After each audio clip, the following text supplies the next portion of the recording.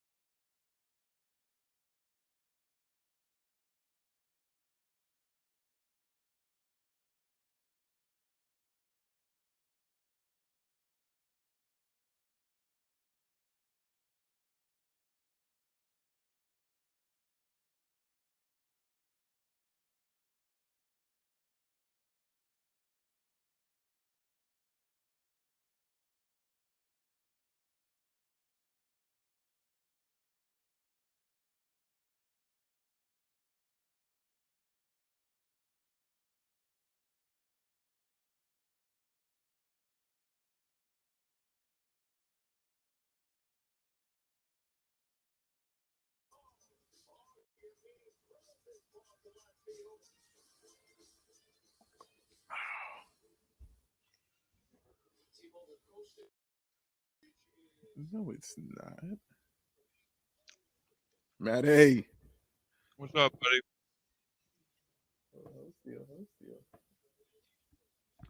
What you snacking on? What you snacking on? Carrots, celery. No. These little oatmeal chocolate hunks that come in this big bag you get at Costco. A big bag of chocolate oatmeal hunks. Yeah. They're actually called hunks, like on the bag. That's what it says, hunks. It's very visual. Like okay. Dude, they're delicious. Like when you say big bag, well, you speak fat man. So when you say big bag, you mean really do mean big bag. It's a bag that comes with probably, I don't know, somewhere between 50 and 60 of these. They're like cubes that are like about that big, and it's just like packed oatmeal with like chocolate chips in it. It's like those chewy granola bars, the chocolate chip kind. I got some, but in cube form. Got you. That sounds fun. And they sell them in big bags at Costco. And we came home with 2 bags last Friday, and the second bag is almost gone. That just sounds fun though. Like you can actually say we're eating healthy because it's oatmeal in it. Hey man, I'm all about pretending to eat healthy, especially now that I'm getting old and hurting myself. You see this old man patch on my neck right now? Is that what that is? That's the old man patch? That's a lidocaine patch, man. How was the muscle relaxers? They feel good? Oh man, I can't wait to pop one before I go to bed after we finish this show. They are awesome. They are a delight. I had never taken muscle relaxers before yesterday when my roommate, bless his heart, took me to urgent care because I texted him from my bed and was like, "Are you up? / did you leave for work yet? I need to go to the doctor." Dang, yo, you woke up like that? Yeah. So, I've been working out recently. Congratulations. And thank you. I've been really good about stretching before and after. And I was doing some stuff above the head, like, dumbbells from shoulders, doing some up downs that included weightlifting, and I didn't feel any particular thing like a specific pinch on a specific rep. Yeah. Nothing that I noticed at the time. But last night, towards the end of the evening, we were, settling down. I was getting ready for bed. I was like, man, my neck's kind of like stiff and sore. I don't know what's going on. And I was like, all right, well, I'll just go to bed. Hopefully it'll feel better in the morning. Woke up the next morning, could not move. Whoa. Like I had to raise out of bed like this without moving my head in either direction. And anytime I moved my head in either direction, it was just like agony, absolute agony, like crying out in pain. And I like to think I have a pretty strong threshold for pain. Sure. I've dealt with some painful shit, and I was like, I need to go to a doctor. Yeah. So I fucked up my neck, and I went and my doctor, she was very nice. She was like, "Oh yeah, you're this muscle. The name of the muscles you rattled off, I cannot recall. Okay, something to do with your neck, and it runs all the way down towards like bottom of your shoulder blade." Okay. She's like, "Yeah, it's just all tightened and pissed off and angry." So she was like, "I'm going to give you some extra strength ibuprofen for the pain, and I'm going to give you some muscle relaxers to just tell that neck muscle to chill out." And so I popped one as soon as I got the prescription filled yesterday afternoon, and was just like, okay. Been through the desert on a horse with no name. Dude, for real. I'm like, I unfortunately have been lucky enough to not have required a variety of pharmaceutical strength pills over the course of my life. Yeah. Only a handful of times. Like when I got my wisdom teeth out, they gave me some, codeine or whatever. Yeah. And I was eating deep dish pizza later that day when I got my wisdom teeth taken out. I was like, why do people complain about this shit? I feel fine. Wow. And so I've just never been a big fan of the whole, over the counter or, farmy fucking pill shit. But man, right. Those muscle relaxers are delicious. God bless them. I just sat in my bed all day. It was just like, I I don't care about anything. I was so looped. And I remember checking the score, being like, I'm really glad I'm not doing this Bulls Cavs game right now. I'm glad you got a chance to feel like how I feel without the help of pharmaceuticals every day. That's kind of like, that's pretty cool. Like, I'm glad you felt that. That's a good thing. I was like, is this how relaxed and happy Big Dave feels all the time? Yeah, pretty much. It's a delight. It's a and I was like, honestly, it might be fun to do an Outcast show while I am just like looped on these muscle relaxers. But what I was scared of is watching the game and getting so angry that I tend to flail. You know this about me. Yes, this is true. When I'm talking about our beloved Bulls, I do some flailing. And I was like, the last thing I want is to flail in a way that like my neck and my head just like break apart. Correct. We don't want that. Yes. Turn a bad day into a really shitty day. So how much better do you feel as opposed to yesterday? I would say I feel probably somewhere between 40 and 50% better. Okay. Like my neck and all of this, and then down in it's still very tight and very sore. I have more range of motion today. Like, you see how far I'm turning my head. This only hurts a lot, as opposed to like screaming in pain. Yes, and I got you. This way. Yesterday, if I moved my head a millimeter, it was like knives. Ooh, that's scary, man. Yeah, it was messed up. Oh man, that's downstairs. Like, how did you just toughed it out? It was like, the scene in Wolf of Wall Street where he's on the Quaaludes and he needs to get from the lobby of the golf club to his car. That was basically me putting on a pair of jeans, putting in my contacts to the bathroom mirror, trying not to move my head, and then getting down one flight of stairs to my roommate's car where he picked me up out front. I took the stairs like a half step at a time, and I was like, whatever you do, don't move your head. And I mean, those are a lot of stairs. Like, those are a small amount of stairs. Like, I made myself a cup of coffee to take in the car on the way to urgent care because I was so zombied, and I was like, I should be able to answer questions that the doctor asks me. I need coffee. Kind of important, yeah. And so I went to get milk out of the fridge to put a splash of milk in my coffee, and I was like, wait, I can't bend down right now. So I opened the fridge door and did a squat and got the milk on the bottom row of the fridge and then squatted up and then did a squat and put the milk back. See, the workouts are working out for you. They're coming in handy. Yeah, man. I was like, all right, well, I guess I'm just doing squats with a milk carton instead of with my weights now. Okay, so what did you tell the doctor about your like workout regimen, what you were doing? Yeah, so she asked me, she's like, so you've been working out for like a couple months now? I was like, yeah, 2 or 3 months. I'm sorry, I'm gonna wait for it. Watch, I'm gonna wait.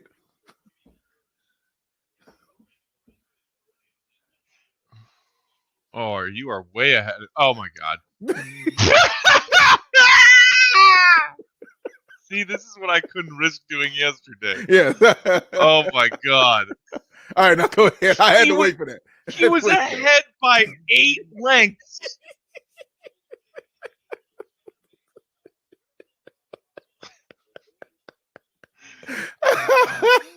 Maybe I should take that bedtime muscle relax pill now. Oh my God. That was worth it. Oh my God. Based on your reaction, I couldn't tell if it was something awesome that Charlotte did or something dumb that we did. I like how you knew it wasn't nothing good. It wasn't good. It wasn't good. Okay, but you told the doctor you were working out. And... So yeah, and she was like, "So did you recently increase your weights, like the weights that you're working with?" I was like, "Nope, still rocking these 15s." And she was like, "Did you recently increase the the intensity of your reps or the amount of your reps?" And I was like, "Nope, same reps." I was like embarrassed about how mediocre, if that, my workout regimen is, because she was trying to find the answers for how I could have hurt myself. Right. So 40-pound weights you were using? I was like, and like, it was a very cute female doctor. So I was like, yeah, you know, been working out. Also, I needed to have you help me take off my shirt to examine me. But, what are you doing later? Right.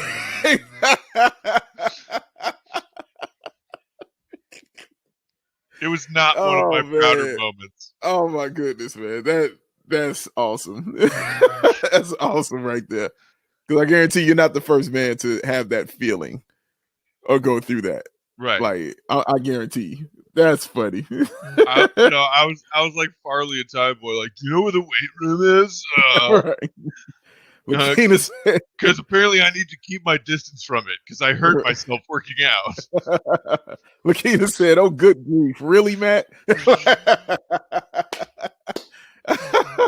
Hey, at least he can admit it. At least he was strong enough to admit that, Lakina. For True. Real.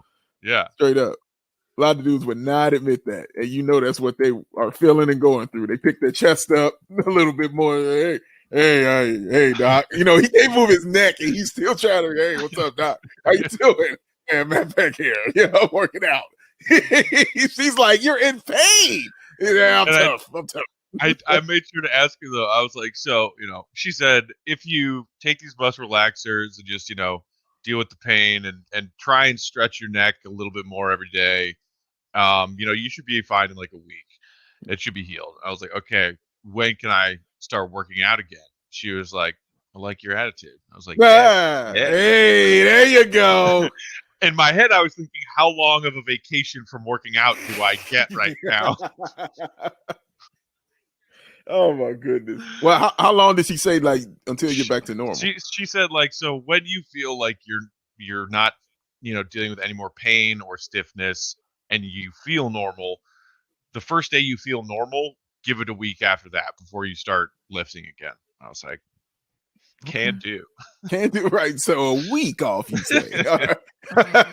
Yes, I can do that. Oh man, that's an ordeal, man. That's a tough way to wake up in the morning. Dude, it was like legit creepy. Yeah. I was like, thankfully my roommate responded to my text because like I was for a minute thinking I couldn't even get out of my bed myself. Yeah. I was like, anytime I tried to move in any direction, it was just like excruciating pain. And I was like, am I going to need to get like airlifted out of my bed to the nearest urgent care facility? It was such an embarrassing thing to be thinking through as I was like, okay, what are my options here? Like I texted my brother who lives in the South Loop to be like, are you awake? And my roommate responded to me before my brother did. But I was like, what am I out? And I was like I could crawl downstairs and like order an Uber and crawl into the Uber and tell it to take me to urgent care. Help. Like, I'm not going to order an ambulance. This isn't a life or death situation. I just can't move. I like what Not That Man said, did you confuse this pain with the other pain in your neck? Denzel, Lowry, etc. It's the etc. that lets me know that Matthew Peck. Like that's the one. The etc. Denzel and Lowry are just the tip of the iceberg. Yeah, right, exactly. Of the things that are a pain in my neck. You see this patch, Denzel? You see this patch? This is the Denzel patch. You. Pay for my surgery, Denzel. This is your fault. Denzel's old man game has turned me into an old man. Old man watcher. With a broken neck. Right. Old man game is old man watcher. Yes. He broke his neck. Oh, man. That is hilarious. Colin says, I haven't checked plus minus, but Denzel is like minus 49 tonight. Ooh, let's see what he actually is. Wow. So the Bulls' entire active roster tonight, with a big win like this, is in the positives. Only player to see minutes tonight with a negative plus minus, Denzel with a -1. Congratulations. It's only a -1? Yeah, but compared to an average of like plus 15. The starters plus 14, plus 20, plus 24, plus 9, plus 25. The bench, Thad's plus 17, Lowry's plus 10, Arch and Sato are both plus 4, Denzel -1. Wow. Denzel! 43 straight games with 20-plus assists for the Chicago Bulls. That's pretty good. That's not bad at all. Look at Sato getting Woo! up, too. All right, Sato.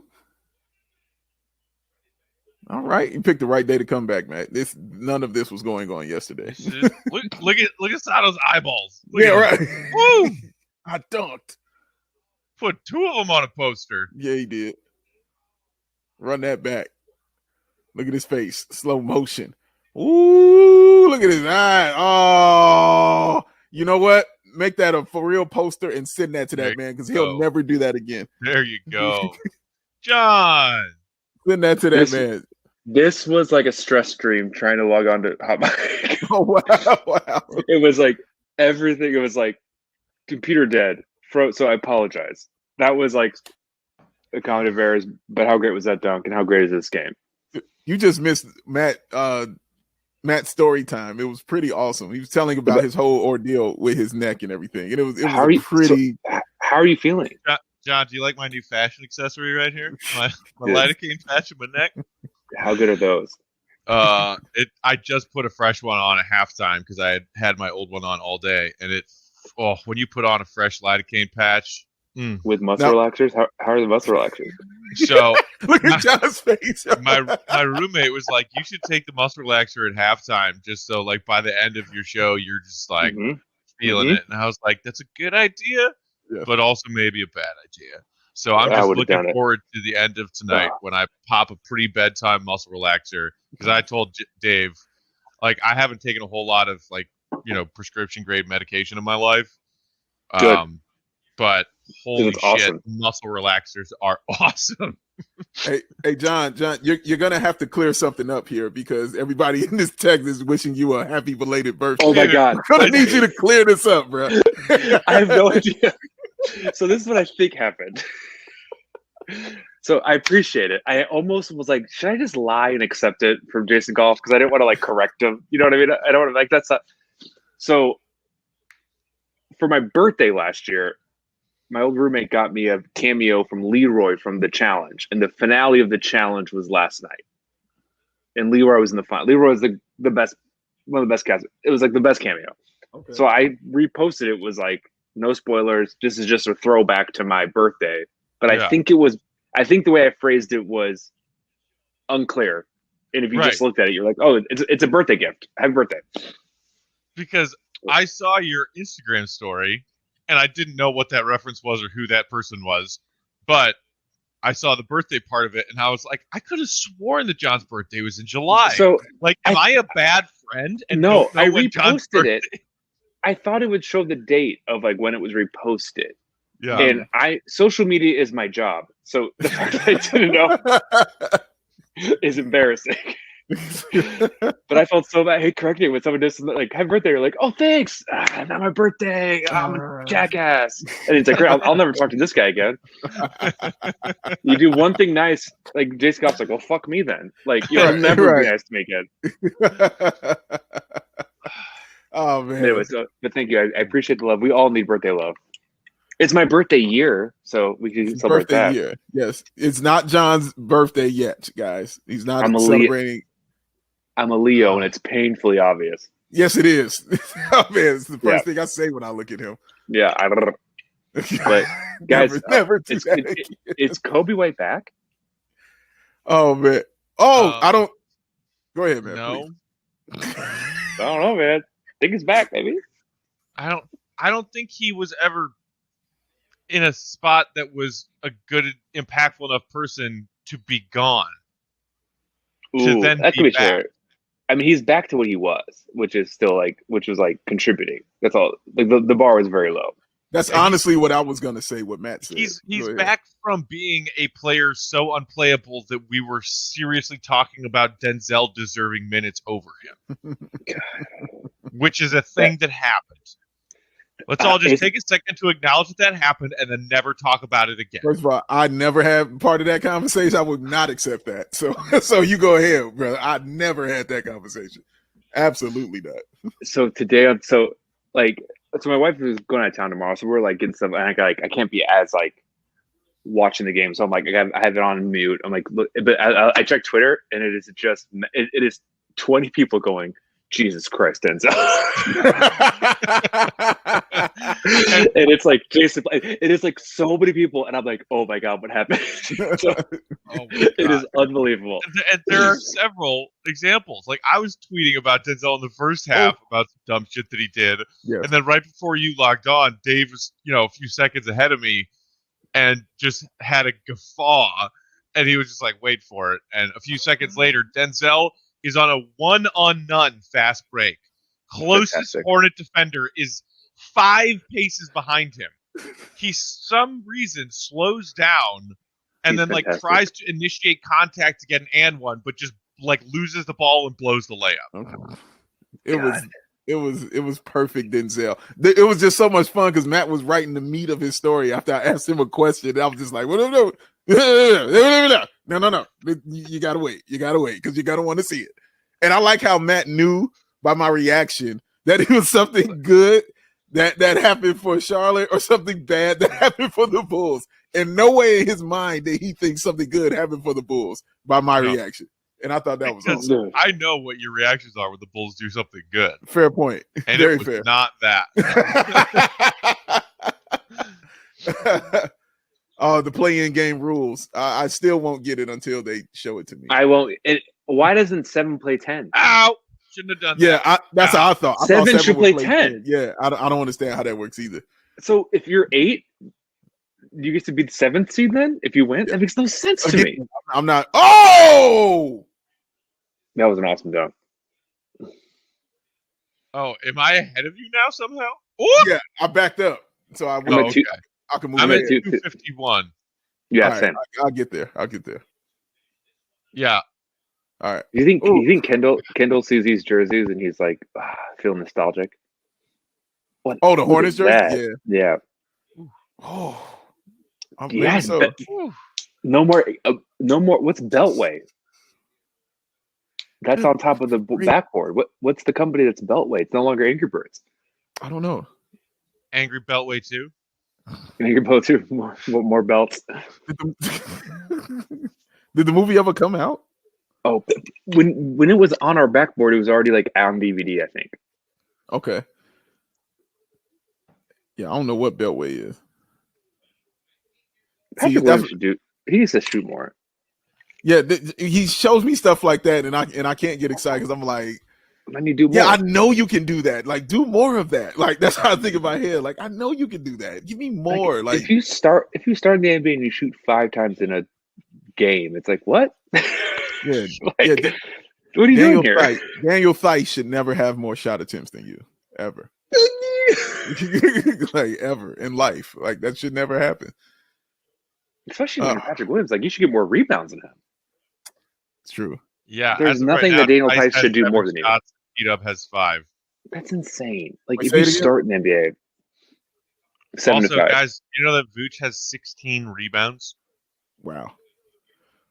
Oh, John, I'm having a hot mic issue here. My whole and I can't see you guys. That's how it was the other night. It was. Is that happening for real, or are you just joking? Yeah, no, that's happening for real. I can't see. So refresh it.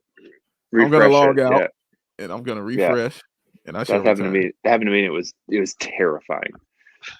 Just flying blind, John. I was like, I don't know what they're doing. I don't know what's happening. And if anyone can handle flying blind, it's you. I mean, I would. People say would you rather be blind or deaf, and I say neither. I'd rather have all my senses and be rich. It's a good answer. Gun to your head. I'd rather not have the gun in my head. I see you now. Hey, welcome back. Thank you. I was flying blind temporarily during an ad read for Locked On today. The copy that I pulled up wouldn't load. And I knew what it was for. It's Theragun. It's one of those massage bullet thingies. Yeah, something you need. And we have one. My roommate bought one a year ago. Of course, it's $1,000. Get out of their pocket, John. And the copy didn't come up, so I just started monologuing about how I fucked up my neck the other day, and I was using Theragun. Oh, so you gave? Oh, wow, they're gonna send you a free one. Dude, I hope so. Send Matt a free Theragun. Because we're moving out in a month and change, and he's going to take his Theragun away from me. Yeah. My favorite podcast reads is when they're like, "We actually use this. We like this one." Yeah. Bill Simmons very much say that there are some ad reads that I pretend to use the product, and there are some that I actually use the product. You have to. Like green pepper balm. Oh yeah. Oh yeah. No, it'll be like vegetables. Right. Vegetables. Everybody eats Come get your tasty vegetables. Less vegetables. My favorite is the orange kind. Bill Simmons, whenever he reads one, always then riffs and he uses time. He'll say like he'll talk about like Gillette razors, and he'll be like, "I've been shaving for a long time." Oh, and you're like, "What?" He always says like what he's been doing. You're like, "What? Yeah, you're a man." Like, we know how puberty works. I'm so glad because I actually had two questions for each, for one for you and one for you. Who wants it first? I got questions for both of y'all. Tee up, John. John, dealer. Yeah, tee me up. So I was listening to the podcast you asked me to listen to, the music podcast about music of the 90s. Oh yeah. Okay, the Rob Harvella one. Yes, very good, by the way, very awesome. I was listening to. I'm on the Green Day one right now. Yes. And I was listening to that one. And I was shocked that they picked Mayonnaise. Personally, I was shocked they picked Mayonnaise. Me too. I was like, it's an album cut. You know what I'm saying? And I was like, it's a deep album cut, but I was like, nobody thinks of Mayonnaise when they think of music that defines the 90s from Green Day. Like, I mean, not Green Day. I'm sorry, Smashing Pumpkins. Excuse me. Smashing Pumpkins. Yeah. So yeah, I did listen to that one then. Yeah. Nobody's really thinking of that, right? And then he said, well, this wasn't my pick. He was like, this was the pick of our guest today, ladies and gentlemen, Bill Simmons. I was like, oh, wait, I'm getting Bill Simmons on here? So Bill Simmons came on and went Bill Simmons about mayonnaise. So I did listen to that one. And it was truly like, oh, this is my boss and he writes my check. And I was like, yeah, okay, this makes sense now. Like, because I was like, mayonnaise? Because everything else has been like rock solid. Yeah. Like the picks he's made. Right. Like, he's done like CNC Music Factory. You know what I mean? Yeah, that makes sense. Yeah. It's called 60 Songs That Shaped the 90s. Yeah. You guys have it's on Spotify. This guy's an amazing writer. Yeah. He's amazing. It's worth it. It's really good. All right, now. Matt, question for you. What is all this stuff I'm hearing about with this European soccer league and why people aren't happy? Thank you. Because it was kind of a dumb idea. What was the idea though? Yeah, what is it? Basically like, hey, let's combine it was like making a league out of what the Champions League is, but so Champions League isn't really a league, it's just a tournament of the best teams from around different European countries' respective leagues. So, like Bundesliga in Germany, and then English Premier League, and then La Liga, and there's like, let's actually like make a super league where the best teams from all over Europe play in the same league. But it was kind of like a moot point and a dumb idea because like teams earn their spots into Champions League tournament by being the best teams in their respective leagues. There's not really a great parallel to think of for American sports, other than like collegiately, like. Right. So you got the Pac-10 league, like regular season, and then the Pac-10 tournament. You got the Big Ten tournament. You got the SEC. You got the ACC, and then they all go to March Madness based on the success of their seasons in their respective conferences. Right? It was basically a professional soccer version of that concept. But everybody's like, "Yo, we all have a handle on how professional soccer here, football, as they call it, works." And this idea was stupid, so let's not do it. Okay, thank you. Because I sure was confused. I didn't know why everybody. I said, I'm gonna wait till I talk to Matt because I'm sure he knows and he'll break it down for me. All right, I appreciate that. Thank you. Somebody said, JR said, did you guys listen to Casey's interview with BAWL? Speaking of podcasts, did you guys listen to it? I didn't listen to it. I haven't listened to it. It's been like those. I saw that like the clip of it, and I was like, I'm gonna save this for like when I'm cleaning. Like I need I need a treat. He's coached BAWL now. They talk a lot about that. How he his coaching opportunity, not opportunity, just sort of like it was almost like a responsibility that he felt he had to fulfill kind of fell into his lap because the old coach left for South Sudan. And so now he's just like coaching this team. Ooh, but, they also talked about the old days and had that classic conversation of, hey, let's pretend Derek didn't get hurt. Do you guys win a championship? And it was like, really? Do we have to stab this knife into my heart for the 18 millionth time? Yes. Yes, of course. And of course I'm sure he said, yeah, we would have probably won 1 or 2 or something like that. Yeah, exactly. Okay. Yeah. Well, while we were talking about a silly overseas soccer league, the Bulls game went final.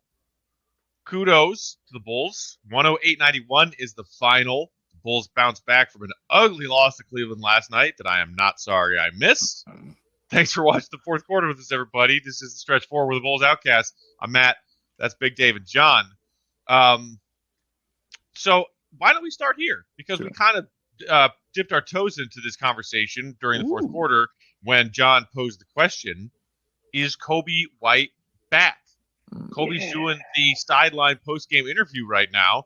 He finished 18 points, very efficient, 7 of 10, 4 of 6 from behind the three-point line, dished out 3 assists as well. In this collection of games, since he's come back into the starting lineup, John, do you think there is enough to say Kobe is back from wherever he went? And by back, I mean, like, he's not dead. It has a pulse. He's a human being. Like, I'm not saying he's like an all-star. I'm saying, like, he was giving us. He was saying he was playable, but borderline unplayable. And then he's with Levine's injury, he has kind of reasserted himself and is now someone you have to guard and a threat, and he can lead you in scoring, which is like that's what we thought he could do. Not consistently, but he is an offensive threat who is someone that you when he's going, there's not many better people on the court offensively.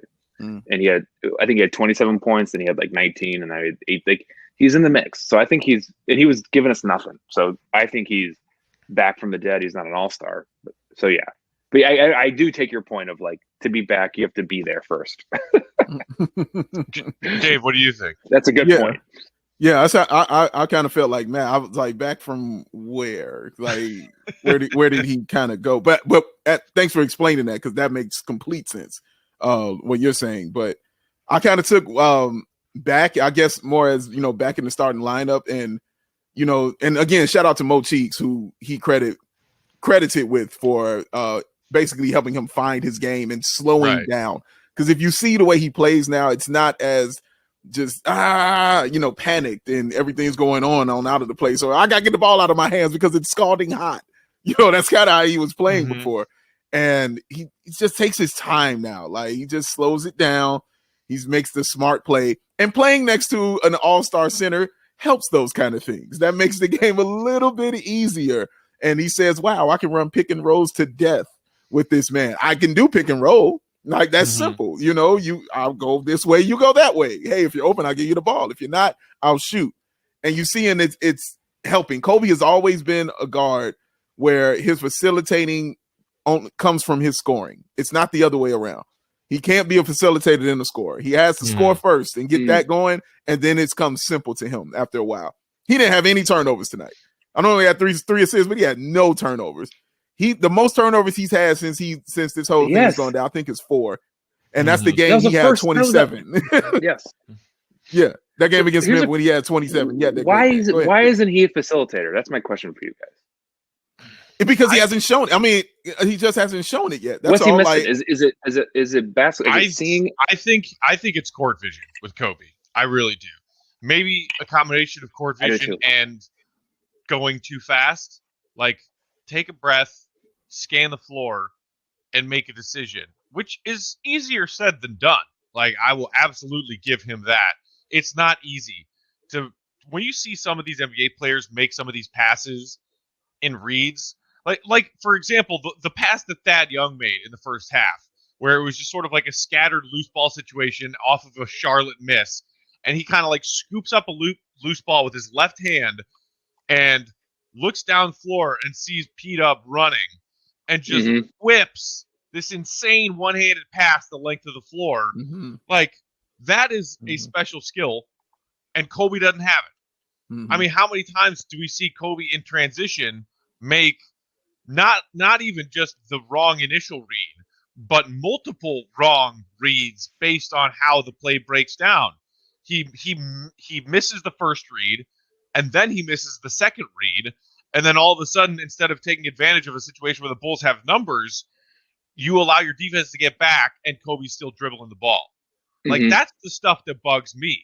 And I think it's about court vision. I agree. Yeah, it is. It is definitely that. And that's what's so good to see now.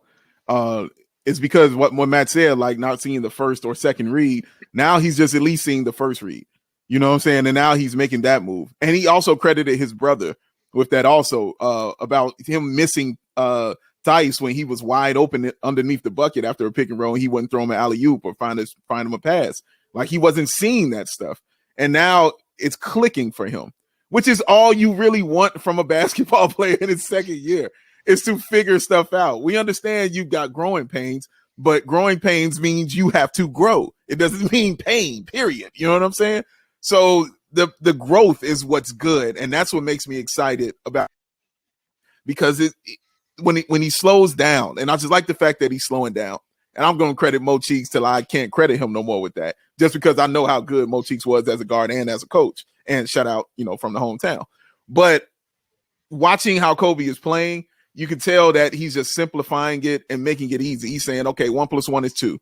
That's really what he's saying. He's not doing long division right now. Like, he's just really just focusing on addition. Like, pick and roll. Here comes Vooch. Vooch is making it easy for him because Vooch is also a good passer, and knows how to play off of, guards like that. So, yeah, it's just good to see him play well and look like a legitimate NBA basketball player, because Matt was right. That definitely was in question earlier in some of these games. Yeah. Like, man, dude, can Kobe do this? Like can he be in the league? He was a ghost. Yeah, yeah. Not that Matt said. I was told Denzel was one of this team's best passers. He was. It wasn't a lie. He was one of the best passers on the team, and it's a sad statement. Like, we don't say that as joy. You know what I'm saying? Like, it was a fact. Like, what I'm saying for joy, it's really what it was. I've seen Denzel make some ridiculous passes. Yeah. In a good way. I've seen Denzel make some ridiculous passes in a bad way. Bad way, yeah. And tonight I also saw him fail to convert a 1-on-none fast break. Add it to the list. On Wait, Matt, when you the game you missed, so it was a drop pass to a walk up 3, and he traveled. Yes. You didn't see that, Matt? Matt, you didn't see that? Oh my god! Oh my god! I've never seen that happen. I saw John's tweet about it and was like, "I'm so glad." I literally have never seen that happen. It was like no one's around. Nobody. It was It was just a drop back, and all you gotta do is step up into 3, and he went shuffle, shuffle, shuffle, and the ref goes like this. Like, it was like the ref was like, bro. Was it like that time when Westbrook just stuffed the ball under his armpit and just walked up? It's the greatest. Like, dude, I've got to. What happened with there? Like, what happened with Russ at that moment? Like, in my mind, he truly left his body. It was like, clearly LeBron too. Like the same year. LeBron did it. LeBron, he was past half court. Westbrook was like, I'm just going to carry this until I get to half court. LeBron was past half court, was just like, all right, I'm just going to hold this and take some steps. And I think they were playing the Thunder, but it was so funny to see all of the other guys on the other team just all they did the LeBron to J.R. Smith gesture, but to the refs. Like, hello. Yeah, I'll never. It's funny, the ref was gonna let it go. Like, he had to walk extra steps for the ref to call it. I don't want to do that. Also, why do refs get to pick their numbers, or they assign numbers? Wow. Because they have numbers at the back. That's a good question. I never even put thought into that, John. Wow, that's a good question. They shouldn't be able to pick it because that would show a bias, I think. I was this in high school. Yeah. We were texting about this earlier. So we're talking a little Denzel. Colin in the comments just said even Felicio might have been a plus tonight. Denzel ended up the only minus. So no Denzel did finish a -1 in his 16 minutes. Okay. Javonte Green and Felicio had mop-up minutes, and they finished -4 each. Makoka was a 0. And Sato somehow actually ended up a -5. Wow, yeah, 10 and 7. It's because he I think he was on the court with the mop-up guys. Okay. But we were texting about this earlier tonight. Who would you rather see out there? Denzel. Or no. Who are you more excited to see leave this Bulls roster? That's what it was. Correct. And I said, I am more excited to see Denzel leave this team. And Big Dave said, Felicio. That's a different question, though, because that's contract also. I don't think we were talking about dollars. Right. No, but I we're talking about. But when we say leave this team, though, I feel like that's different. Okay, who are we most excited about, leave and not being on this team anymore? You know what I mean? Felicio's worthless. At least Denzel gives me, Dave, explain your I want to hear this. Your reasoning for why you are more excited to see Felicio leave than Denzel. I mean, like John he's worthless. Like really, that's truly what it is, man. The man's completely and totally and utterly I'm pretty sure he's worth $32 million. Yes, to no one. like but us. Like that's it. And we can't stand it. He is a constant reminder every time I look at him of failure. Like when I look at Denzel, I don't see a constant reminder of failure. When I see a dude who gets paid that much money and we can't play him because he is terrible, nothing else but the plain old fashioned terrible. You know what? We look at Luke Cornett and say, you know what, Luke, get in there. I think we need you a little bit more. Get on in there, Luke. We look at anybody else before we look at Felicio. He is a constant reminder of that for me, of that kind of failure and that kind of trash. Like just seeing him sit there game after game. I have a clock going in my head as soon as it got to Bulls have like 15 games left in the season because I cannot wait for this dude to be rid of him. At least Denzel, I know, can go out. I've at least seen him win a game for us. I've at least seen him score double-digit points. I've seen him shoot. I've seen him pass. I can't tell you that Felicio can do any of that because I've never seen him. All I've seen him do is run on his tippy toes, set a screen, and put his arms up like this because he doesn't think fouling somebody means shoving them into the crowd. He's like, what? What'd I do? I didn't do anything. What do you mean? He is an abomination to basketball. I cannot believe that this man is still here. And I love this. I cannot wait, Matt, for this man to be off the team. I swear. All right. I see the validity in that argument that he is just unplayable and worthless. I grant you that. To me, he has already left my mind and my consciousness as far as being a Bulls fan and what I'm concerned about. Yeah, it's a shame that we have an unplayable guy taking up that spot on our bench and that portion of our salary cap. That's a bummer. But here, this is like the best way I could think of it, and I just thought of it earlier tonight while we were texting. It's a card analogy. It's a poker analogy. Okay, so say you're sitting at a table and you're playing Texas Hold'em, and you've got a really strong feeling about bluffing this hand. Maybe it's the person that you're sitting at the table with, but you just got like, you know what? This feels like a really great opportunity to bluff. So you throw a whole bunch of money on a bluff, and they call your bluff, and you lose that hand. That sucks. Cut your losses. Move on to the next hand. That's Felicio. You bluffed. You spent big on the bluff, and it didn't pay off. Damn, that sucks. Move on to the next hand. Denzel is the basketball equivalent of raising pre-flop and then folding after the flop. That is who Denzel is. It's like half invested, half out. He does something cool. He then makes you want to kill yourself. It's just like in and out, tiptoe, in and out, in and out. Is he useful? No, he's not. Is he useful? No, he's not. That drives me way more fucking crazy than a guy we know that we just blew a bunch of money on a bad bluff. That's why I am more excited to be rid of Denzel, because he messes with my brain. And I think it's annoying to me how so many Bulls fans see, but look at the good things he does. When in the grand scheme, it's like he's not giving you any, he's not making you win any pots. You are not pulling in any pots because of Denzel Valentine. None. Let me ask you this, and that's a parlay pick. Shout out right there is what that is. Let me ask you this question. Does that have anything to do slightly with C-Red Fred's love for Denzel Valentine? That's a great question. No, I mean, like, I hated Denzel before C. Red Fred and I even became like Twitter associates / Twitter associates / frenemies. Soulmates forever. Lovers. No, like, it has certainly made it more entertaining for me to hate on Denzel when he does dumb shit. Yeah. Because now it's like, not only can I laugh at my fellow Bulls fans who also are driven crazy by Denzel and his ridiculous antics, but I can poke Fred, I can poke the bear and say, hey, yeah, whoa, what a great play from your boy just now. What a great play. So it adds an element of, you know, the whole experience. It adds another layer to it. But no, my Denzel fire was burning long before C. Red Fred and I became acquainted.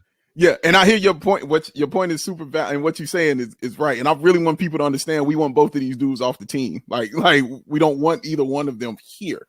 I don't want that to get that confused. I'm not over here advocating for the Bulls to keep Denzel. I know Matt's not advocating for the Bulls to keep Felicio. It's just who are we so much ready to get rid of more so. And for me, just always just looking at that face, just seeing that face, Matt, is a constant reminder of failure every single time I see it. I don't think Felicio's qualified to get like a job out of basketball. Like, I do not have confidence that like he could show up to like a job. Like, so it's not even a basketball thing. It's like a human adult going to jobs. Right. And I don't. Felicio feels like a contest winner in a way that I missed the contest where he won an NBA contract. I've never seen an NBA player feel more like he sold a bunch of magazines, and this is what he got. And I don't get it. Like, I don't know what is like when he played before the Bulls. Like, did he play in college? I don't think so. He came from Brazil. But it's like he came from Brazil. Like, from what did he play? Like, where did he come from? Like, yeah, it's just out of nowhere. He had some dunks, and they gave him $8 million for 4 years, guaranteed. Good for him, dude. Good. I mean, yes, shout out. I mean, shout out to him for the paper that he got and for fleecing the team like he did. But my God, Denzel might get. I think Denzel will play somewhere else. Oh yeah, he can shoot and pass. I don't think Felicio will. I don't think Felicio has a cell phone. Like to even call. It's Ralph Wiggum. Like it's it's Ralph Wiggum, man. That's what it is. What do we say? He's Ralph Wiggum meets Nelson. Yes, yes. He's both. He's the other man. Felicio isn't even going to build a basketball court at his new $10 million mansion. He'll build a pickleball court. Yo, yeah, sounds about right. But he'll think it's like with actual pickles. And then you're like, those are radishes, bro. Wait, I'm sorry, I'm not itching. No, but I will say this: we met his girlfriend, and she was like, "Yeah, I do AIDS research for like the MacArthur grant," and so it's like I think he's like, "I don't need to do shit. I'm with a genius." I am still not convinced that wasn't a plan, a paid date for the evening. Just based off of the one response, right? Not like an escort, nothing like sleazy that. Right. No. All of like these guys have to show up. A cousin to Gar Forman, yeah. A nice woman on their arm. Because maybe like they'd be like, oh, well, if some of these guys are single, they'd feel bad showing up like stag, while all of these other guys have these amazing and smart and intelligent, beautiful wives, fiancés, girlfriends. Like, and then really Felicio was just like sitting at a table without anybody, except a bunch of us being like, "Why are you here?" He's like, "Where'd you meet Illinois?" But maybe I'm selling Felicio short. Maybe he actually pulled that incredible woman.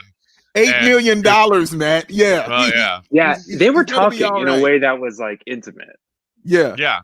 You're right. That's true. Like she had been to his house, and yes. I think it would have just been really funny if it turned out that it was a plan. I'm gonna go with the comedy every time. I mean, come on. I think it's funnier if he's a ladies' man. It's funnier if he's like really. You're right. It's funnier if he's really good. Like you're like, what? Because like if he got hustled by a gold digger, that would be sad. If like Can you think of someone in the NBA more likely to get catfished than Yes. Cristiano Felicio? Yes. Fair point. Will Ferrell and the other guys, it's funny when he's like with this hot wife and he's like, I'm sorry about her. Like, that's funny. Yes. And that's like, you don't have to be nice. He's really good with women. Yeah, right. You don't have to be nice to her. She looks terrible. Yeah. I'm so sorry. I'm so sorry. It's so good. Gator, so good. Gator, baby. Before we get out of here real quick, looking ahead on the Bulls schedule, off tomorrow. Yes. And then we've got Saturday and Monday, 2 straight games against Jimmy Buckets and the Heat. I feel like in Miami. Yes, both games in Miami, Saturday and Monday. What Bulls are we looking for here? This Heat team, they've had some pieces in and out. They have had a tough season COVID-wise, but they got a big win last night with Jimmy and Bam leading the way. If Jimmy and Bam are healthy and playing, that Heat team is a tough team to beat. And I'm honestly not looking forward to watching Jimmy beat us on Saturday. What about you guys? No, I'm not looking forward to seeing it. I hope the Bulls can get one out of this. And I think this should happen more often also with teams. They should just go one place and play 2 games like that. I think that's cool. Mm-hmm.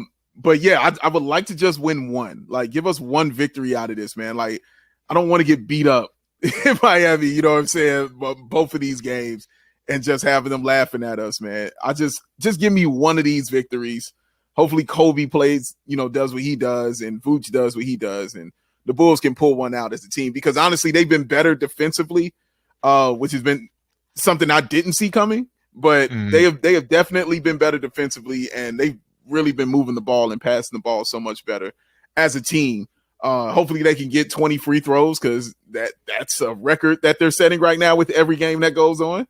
Like, they haven't had 20 free throws, I think, I can't remember the amount of games, but it's been a while since they've done that, and it's a record, and that's not good. So hopefully they can get to the line and change those things, man. And I want to see Vooch drop 40. Like, I just want him to have that game. I want him to drop 40 on these cats. Like, I want that game. Like, oh, this is why we got this dude. This is why he's that cold, because he can do this. I like it. As we get out of here, let's all cross our fingers and hope the KP is okay. Not that Matt said it just happened. Just went down with an ankle. I'm guessing, John, you have the game on. And he walking off. He's going to the back. I saw. It's like, I was waiting for it to happen, dude. First back-to-backs he's played in all season.